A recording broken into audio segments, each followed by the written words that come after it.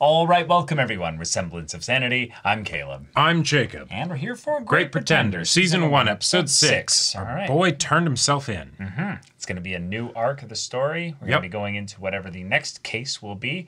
And the Los Angeles connection is done, but a connection, or maybe a few, has been established here. Yep. He's now not just a legend in many people's eyes, but he's also someone that turned himself in after conning a bunch of people.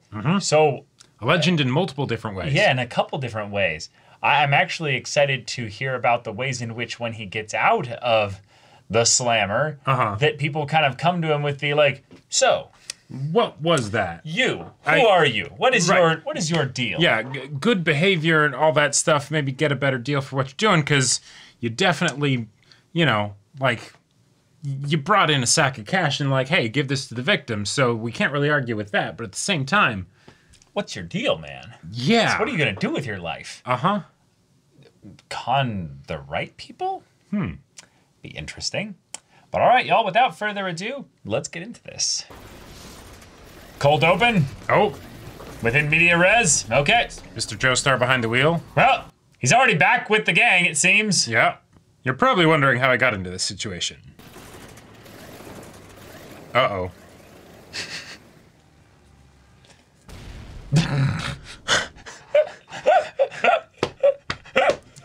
Perfect. Yeah. Singapore Sky. Going to KL? Okay. Okay, all right. Florida. Oh, that's a place to start. Let's get messy. She don't fight fair.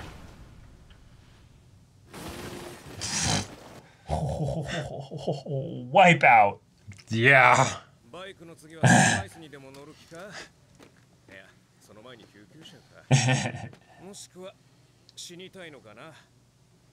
Yeah, fuck you. Yeah.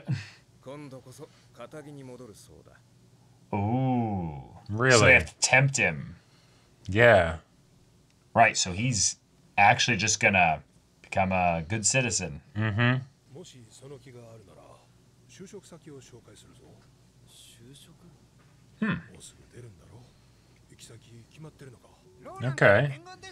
Yeah.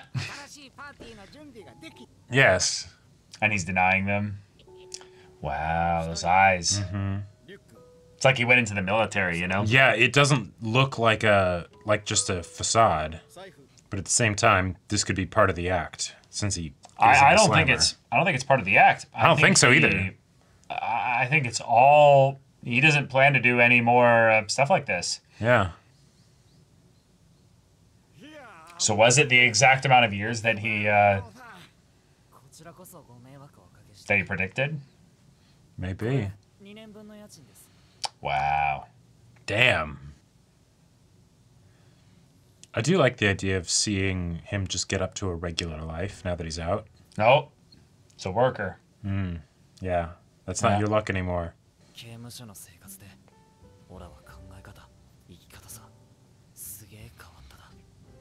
I like that we're getting this as like internal thought process just to make it perfectly clear that it's real.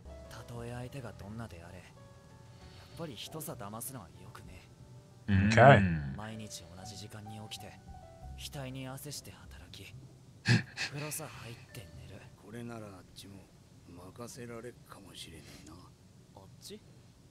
Oh. Okay. Old airplanes. Let's go. And before we find out that they set him up with this job specifically so that he could help them. Yeah, this is his hobby. This is his passion. Oh god, one of these planes is gonna get stolen and blown up. No, I think that Laurent set him up with this job indirectly. Wow. Because he wanted him to learn how to use a plane and stuff. Because it's like, no, we're actually gonna need a plane for you're the next right. job. That's exactly what it is. Yeah. America. Damn. I wasn't gonna make that comment, but damn. American flag on the mug and sexual harassment. Cool. Let's get a corp. Yep. Let's go. Full leverage team. Yeah. Let's do it. Okay, cool. So they're already working him. They've got her right next to him. Yeah. Yep. Or he's basic. He's not even the real deal. Sure. Could be who he's tied to. Just a pawn on the way. Yeah. Could be a politician, you know? Mm-hmm. Who's sugar daddy? Mm-hmm. Okay. Oh. Yeah. Cool. I need you to make the bet for me. Yeah. Yeah. Nice. There's Laurent. This is their equivalent of the first taste is free kind of a thing. Mm-hmm.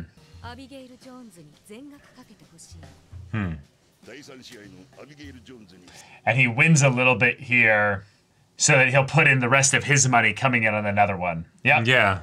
Yep. Classic. God, I love anime.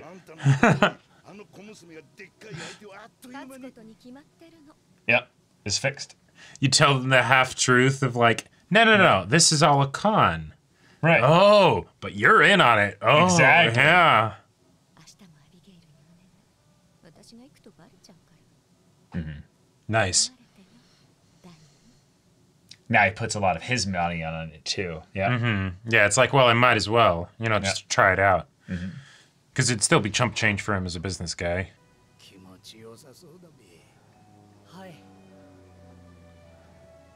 It is kind of wild to think about how much is being done by so little with a propeller plane. Mm-hmm. And how light they are for their dimensions, you know? Right.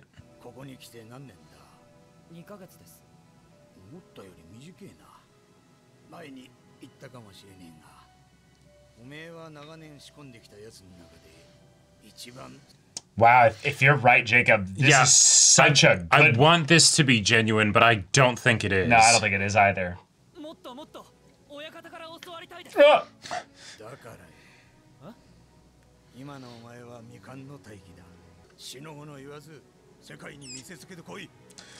Right, that's where you'll really learn your trade.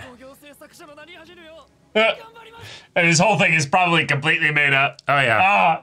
Man. Hey, he's drinking real alcohol, though. Mm-hmm.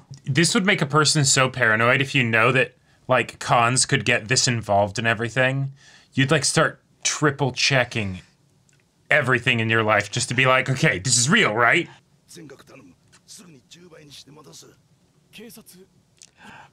Yes, why would you tell him that you're going to be back to deposit 10 times as much? Yeah, that's... And he's probably done this a couple times with like the small bets by now. And now it's the big one. That sound, I was like, who's having sex, right? I was just like, I hear clapping of thighs, but I was right, but not in the way that I thought. Yep, easy.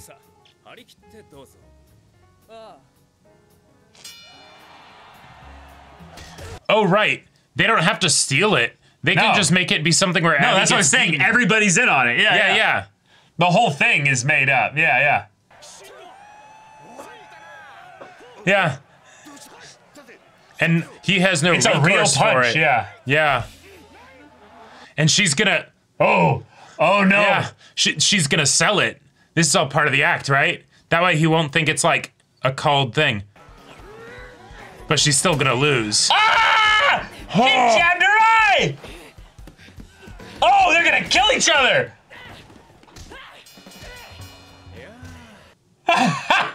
Yeah. Script, what are you talking about? Yeah, especially since it wasn't anybody at the establishment that was saying it was rigged, you can't just tell them. Jennifer, where are you? Yeah, there's nothing here, sir. What are you talking about? It's like a film stage of some kind, you know? Yeah. There was electricity going to some lights, it seems, but that's about it. Oh! Oh, let's go! Wow, yes! For a rehearsal. Nice. Oh. Yeah. Here's your money. Yeah. Just an empty, just a bag, just left on the side. Yep. From your old friend in London.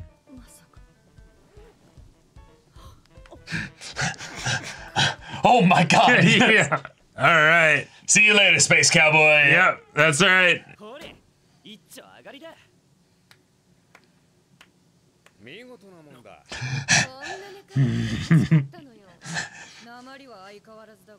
Yeah. What the bleeding hell? He's like, wait a minute. Yeah, you were in prison. This for is actually the place.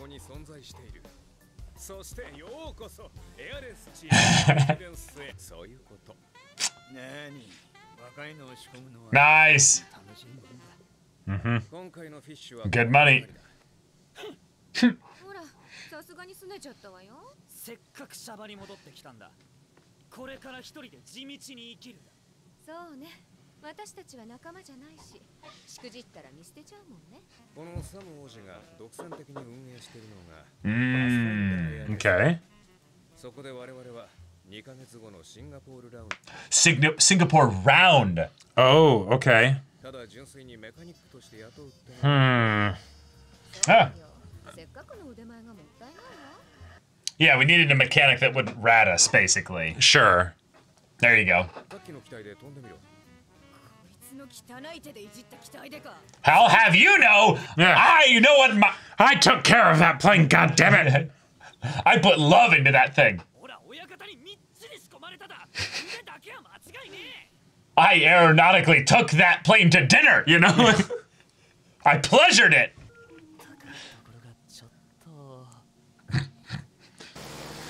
Perfect. So, have you ever heard of exposure therapy? Right. Edamura!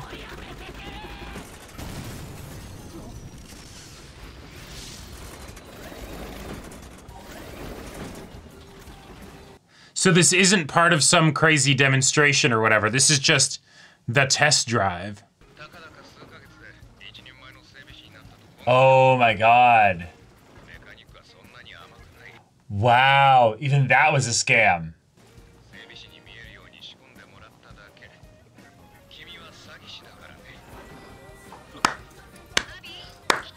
It's a disgrace to the profession. I love it. Because of course he wouldn't be able to like learn what he needed in just a couple months in order to like be good enough for like a high stakes race. Yeah. Oh, I saw that. All right. Okay. We got our new the arc. Singapore connection. Okay. So A race. a plane race, a propeller plane race. Yes, which That's is really fun. not what I would have expected, but hey, they want to con an oil, tycoon Yeah, an oil prince. out basically. of their empire's fortune. Right. Okay. Very cool. That's Awesome. a lot of money. That is a lot of dough. That is a lot of money, and it's also going to be something tied to like political powers. So you potentially could earn some very big enemies here, but you could also be doing this for people that would actually be motivated to help you. But the idea of, oh, hey, using the other one as the trial run. Now, granted, that's something where the whole... And probably also to fund part of this as well. Yes, 100%. I absolutely believe that they would do things like this to be like, okay, we got to do the little rocket to get the fuel for the big rocket. Yep. You know?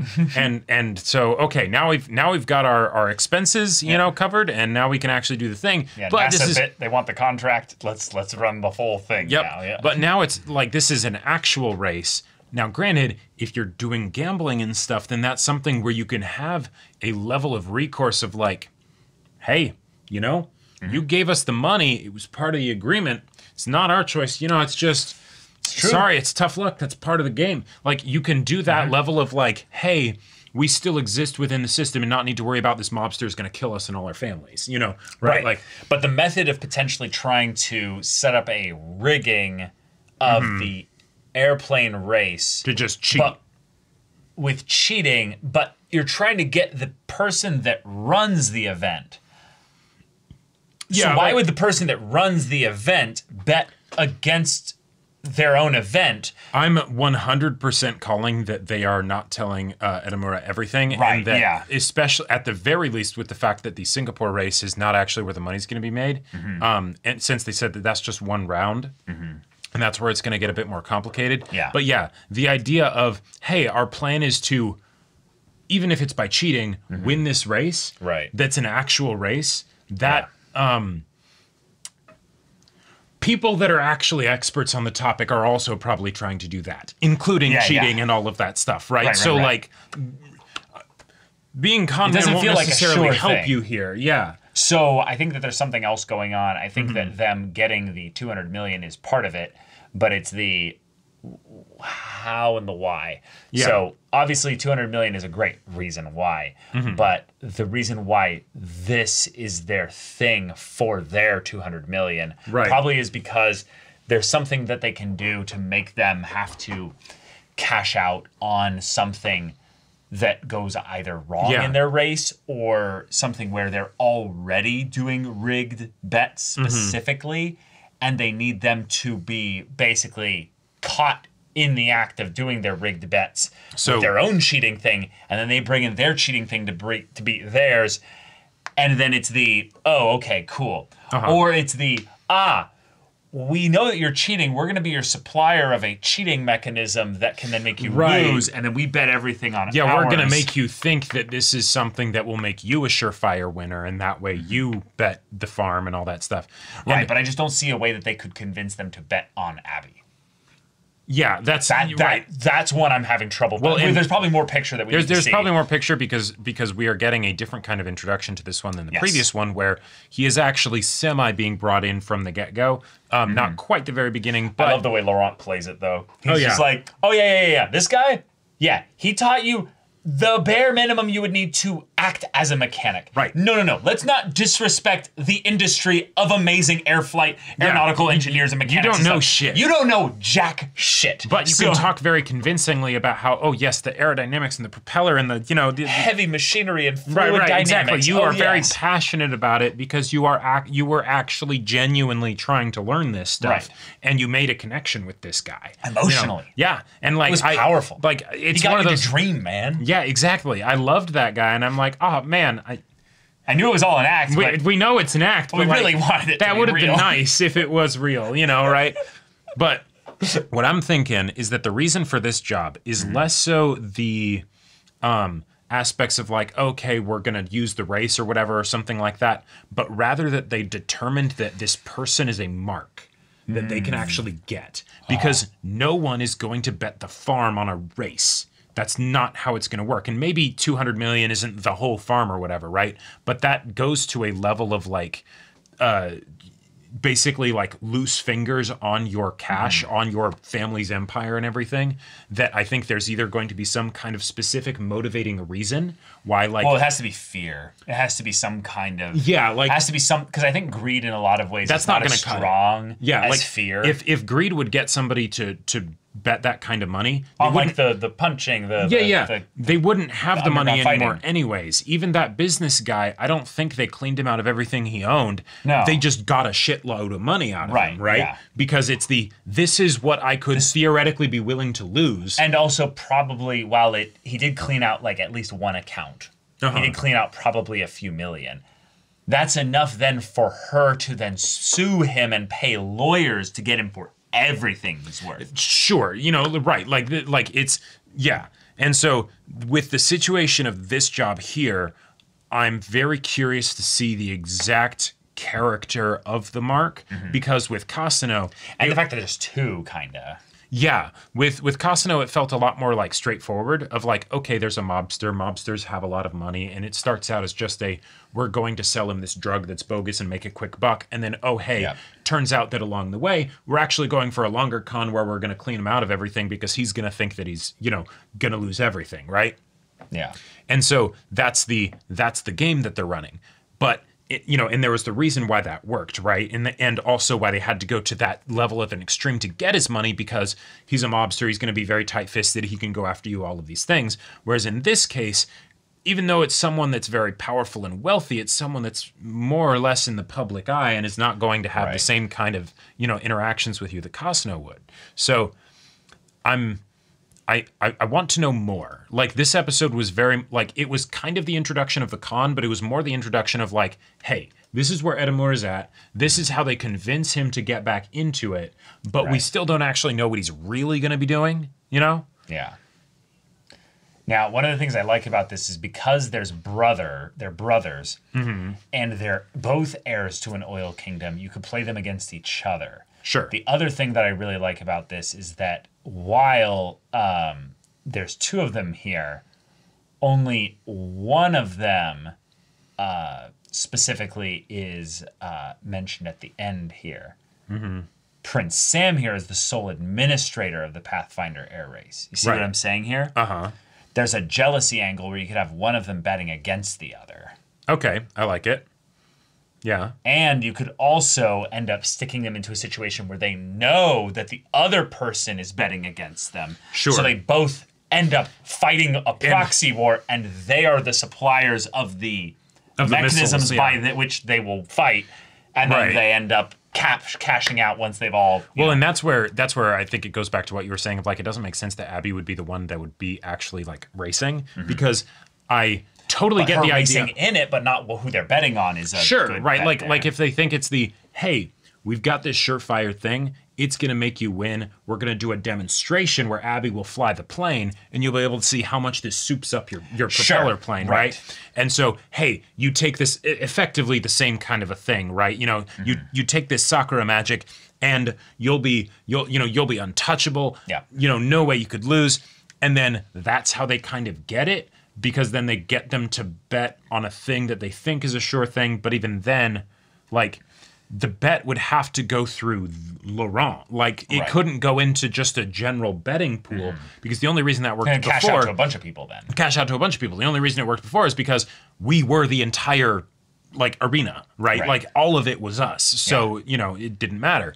But if you do this in any kind of legitimate avenue, granted, I don't know what kind of legitimate avenue you'd be able to bet $200 million on. I think usually it's just with regards to scale. Once things get big enough, that's how it becomes legitimate. Sure. Yeah. I mean, that's the sad thing. Yeah. Who knows? And since this is also international stuff that they're doing, like, the previous one was like the LA, laws, so it's like could be very different with regards vastly to different and of things. So I like that Laurent is basically saying, hey, I'm getting you in on this. You don't have to be literally doing anything illegal here, and you have all the deniability in that you're just doing a job. You're just a mechanic. But you'll probably want to hear this, right? I've got a good reason. I've got your ear. And so he listens.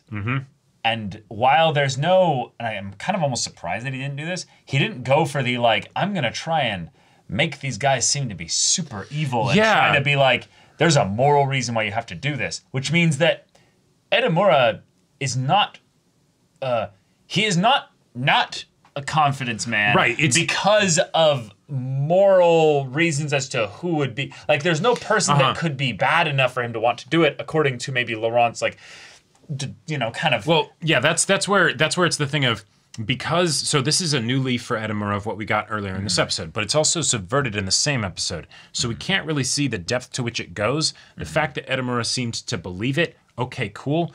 But at the same time, how much of that is actually just platitudes or self-deception on his part? And then, oh, hey, suddenly something comes along and he doesn't even need to do any moral posturing, which was something that was done beforehand. And I thought that was kind of odd, and that maybe it was almost like a, hey, kids, don't worry. This is like, he's not a bad guy. It was for Edamura all along, but now it's the time where it actually would maybe make sense, especially for Edamura to do that. And yet he doesn't need it when he's, like, he needed it before, but now you'd think he'd need it even more so, because he's dead set on just, no, don't lie to people. And that's probably the part that I really like about this, is that Laurent is basically, like, deucing, oh, I know exactly what he's thinking right now.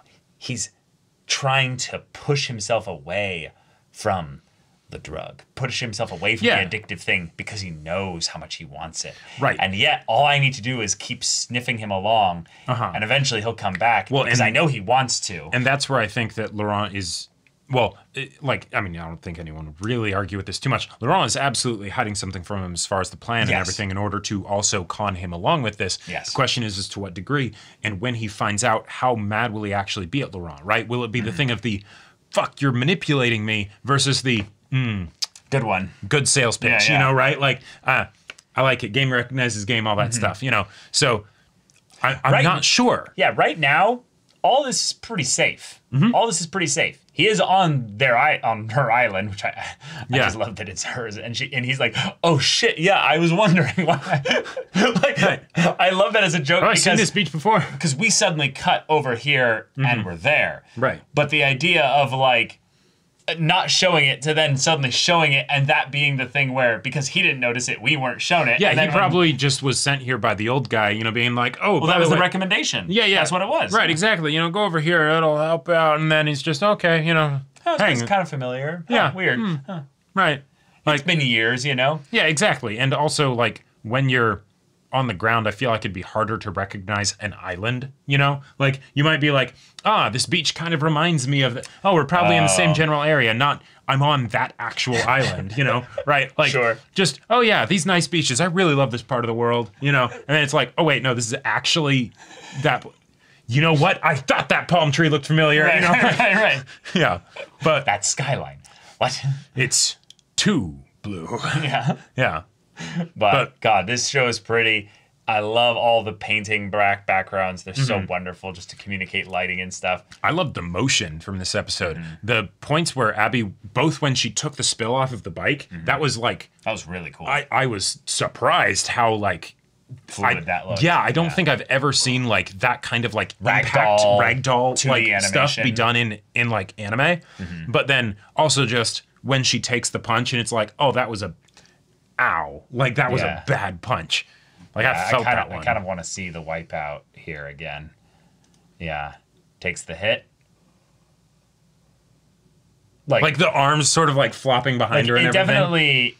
Like it's like there's a part of it where it kind of stands out in like a that looks weird. Right. But also like it does look ragdoll. Right, but if I'm not like pausing and looking like directly at it, it just felt so just chill with whatever shortcuts they took in order to make it look really good. Like it just felt really nice. Also, I just love the idea that is something where we get to see the day-to-day life of these characters outside of the cons, right? That Laurent was actually going to Abby when she's just hanging out doing really gnarly, you know, like dirt biking. Well, right? Yeah, this is what she does to feel alive, I guess. It's just like... And she absolutely kicks the shit out of people, just like in what? Like a... just...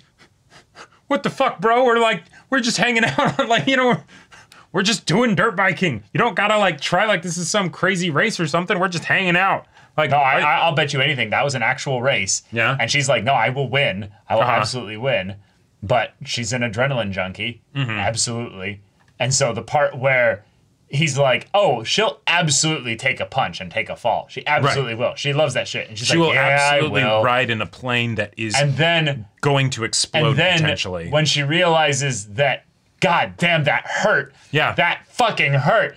Triggers the, like, fight or flight response. And she's like, no, I fight. She comes up like a fucking, like, and Laurent's monster. like, uh-oh. And Laurent's like, oh no, shit. Hang on. And she does some acrobatic nonsense. Tries to fucking strangle her. I love that the fighter has a free arm, kind of. And Abby just gets absolutely... like, bites her ear. She goes all Mike Tyson. Right. But then, full on, that's how you get rid of someone. Hit the groin of the head. Boom. Yeah. Knuckle punches in the eye. Almost blinds her. Yeah. I love that it's the, like, oh, fuck, we have a job. We're supposed to be professionals. What the fuck is this, Abby? This is like the more exciting version of the, hey, the actors get a bit too into the action scene. Yes. You know? But, you know. Yeah, DiCaprio actually gets his hand stabbed and his acting goes absolutely wild. Yeah, exactly. You know, but then on top of that, because this is not any kind of truly professional situation, there is no business that gets sued if this actually goes badly. It's just... make it fucking work. And so then it's like, okay, I am bigger than you. And she beats her ass. Like, she takes her out. And I love that, like, of course that works. Like, Abby's like a main character and is like the person that has the physicality of the main trio.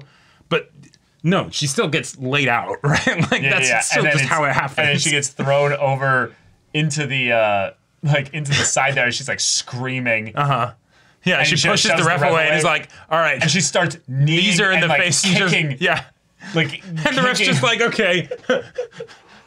Fight's over, but I just love, you can tell how illegitimate this is, that the ref isn't like yanking her off. Well, right, because, and then Laurent just brushes it off of like, no, this is underground. There's no rules, you know?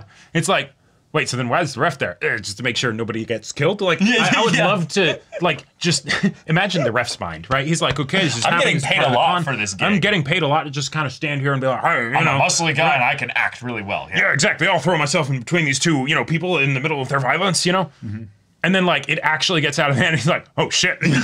Like, what am I supposed to do again? All right. Stop that. Yeah. Yeah. I saw this clip. It was so funny of, like, this ref that, like, thought there was going to be, like, a really, like, lethal kick of some kind.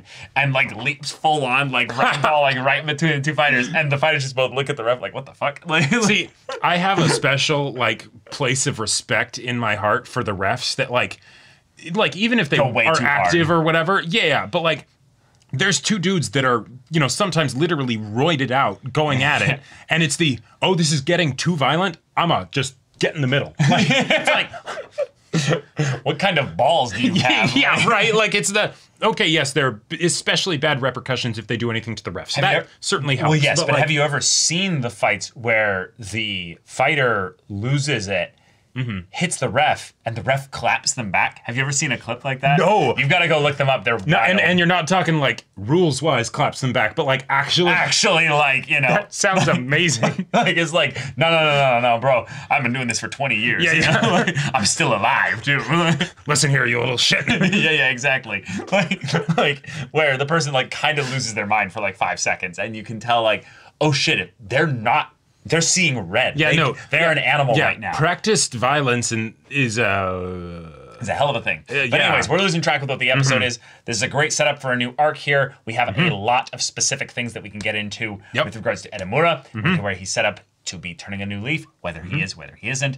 And then also what the real bag is here. Yeah. What the real endgame is here, Laurent. I'm excited about that. You've set up a couple good question marks that we have to explore in the next few episodes. But y'all, thank you so much for watching this episode's reaction and discussion. If you want to see the next episode's reaction and discussion right now, though, go check out the link in the description below for our Patreon. You can get on early access there. You can watch full-length timer reactions there, and all this comes with Discord access, so you can chat with us in the community there about the show, about anime in general. And also be sure to check out our Twitch channel, so if any of that interests you, we'll see you there. But until then, we're Semblance of Sanity. I'm Caleb. I'm Jacob. And we'll see you all next time.